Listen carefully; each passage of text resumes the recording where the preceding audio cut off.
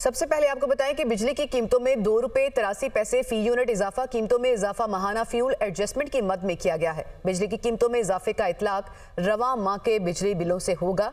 कीमतों में इजाफे का इतलाक लाइफ लाइन सार्फिन पर नहीं होगा। तो आपको बताएं कि बिजली की कीमतों में ₹2.83 फी यूनिट इजाफा कर दिया गया है और ये इजाफा फ्यूल एडजस्टमेंट की मद में हुआ। बिजली की कीमतों में जो इजाफा किया गया है इसका इतलाक भी रवां माह से ही हो जाएगा और इसी महीने जो बिल आएंगे उस पर इसका इतलाक हो चुका होगा और कीमतों में जो इजाफा है वो इसका इतलाक लाइफ लाइन सार्फिन पर नहीं होगा। आपको बताएं कि बिजली की कीमतों में ये इजाफा कर दिया गया है और ₹2.83 फी यूनिट ये इजाफा है। फ्यूल एडजस्टमेंट की मद में ये इजाफा हुआ है। इतलाक भी फौरी तौर पर हो जाएगा और जो रवा माह के बिल होंगे उसी में ये इजाफा शामिल कर दिया जाएगा।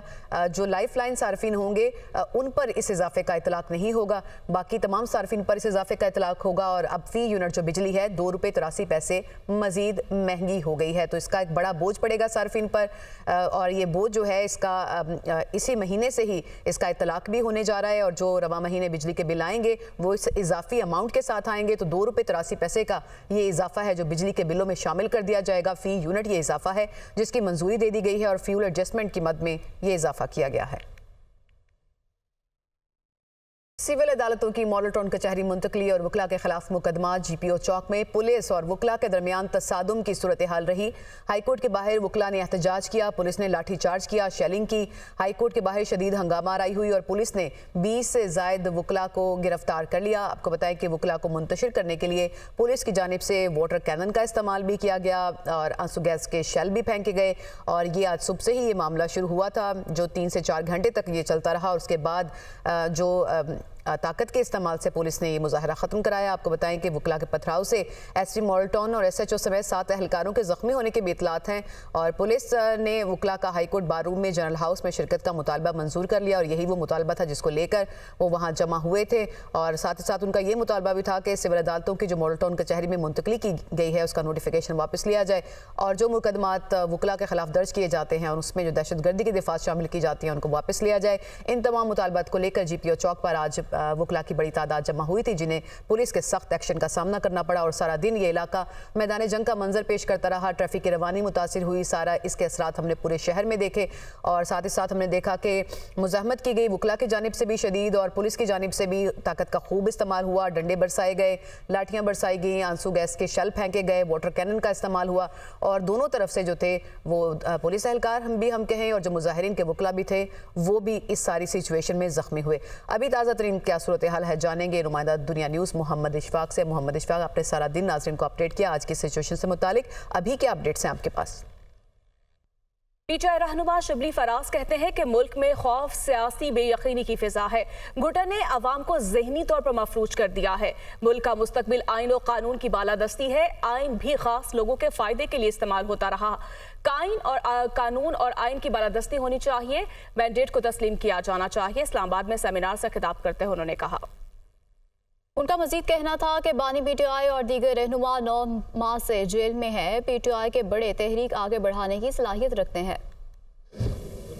खौफ व तज़ब्ज़ुब की फ़िज़ा है, मुल्क में एक सियासी बेयकीनी है, ऐसी घुटन है जो इस मुल्क के अवाम को ख़ास तौर पे उनको बिल्कुल जहनी तौर पे मफलूज कर दिया है। इस मुल्क का कोई मुस्तकबिल है तो वो कानून और आइन की बालादस्ती से होगा। आइन भी इस्तेमाल होता रहा है एक ख़ास फ़ायदा हासिल करने के लिए। पाकिस्तानी अवाम का मैंडेट जो कि उन्होंने दिया, जिसको दिया उसकी रिकग्निशन होनी चाहिए। पाकिस्तान तहरीक इंसाफ के कायद 9 महीने से जेल में हैं, पाबंद सलासल हैं। हमारे जो बड़े हैं वो इसकी पूरी सलाहियत भी रखते हैं और उसकी नीयत भी रखते हैं। वज़ीर इत्तलात अता तारिर इस्लामाबाद में प्रेस कॉन्फ्रेंस कर रहे हैं और ये वाक़यात जो 9 मई के थे ये चश्मे फलक ने इससे पहले नहीं देखे और एक घिनौनी साजिश थी पाकिस्तान की सलामती के ख़िलाफ़, पाकिस्तान के वक़ार के ख़िलाफ़, पाकिस्तान की तरक्की के ख़िलाफ़ और पाकिस्तान को अंदरूनी बैरूनी तौर पे कमज़ोर करने के हवाले से ये 9 मई के वाक़यात किए गए। और मैं ये समझता हूँ कि जिन लोगों ने ये वाक़यात किए और एक मुनज़्ज़म मनसूबाबंदी के तहत किए और हमारे मुल्की दिफा को कमज़ोर करने की कोशिश की, ये साजिश इस मुल्क के ख़िलाफ़ साजिश थी। और जो लोग इसमें मुलव्विस थे, नाकाबिले तरदीद सबूत मौजूद हैं उनके ख़िलाफ़। आज हम आपको वो सबूत दिखाएंगे भी और आपको बताएंगे कि जो लोग इस घिनौनी साजिश में मुलव्विस थे उनके चेहरे बेनकाब भी करेंगे और कौम को याद दिलाएंगे कि ये कौन लोग थे जो अपने ही मुल्क पर हमलावर हो गए। ये कौन लोग थे जिन्होंने अपने ही मुल्क को खोखला करने की कोशिश की। ये कौन लोग थे जिन्होंने ऐसा काम किया जो कभी दुश्मन भी ना कर सका। तो और इन लोगों को अब तक क्या सज़ा दी गई है और इनके ख़िलाफ़ क्या एक्शन लिया गया है, इस पर भी बात होनी चाहिए। क्योंकि ये 9 मई का वाक़या एक अफसोसनाक तरीन वाक़या था और हम सुनते आए, हम तो जज्बा हुब्बुल वतनी से सरशार थे। हमने बचपन से लेके अब तक सियासी मामलात जैसे भी हों, कभी मुल्की सालमियत पर आंच नहीं आने दी किसी भी सियासी जमात ने।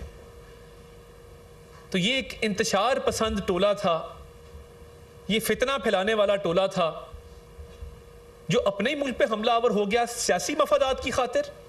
यानी मफाद सियासी है, मफाद ज़ाती है और आप मुल्की दिफा को कमज़ोर करने निकल पड़े।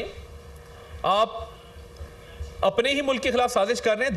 दुश्मन भी जब जंग करता है तो जंग के भी आदाब होते हैं।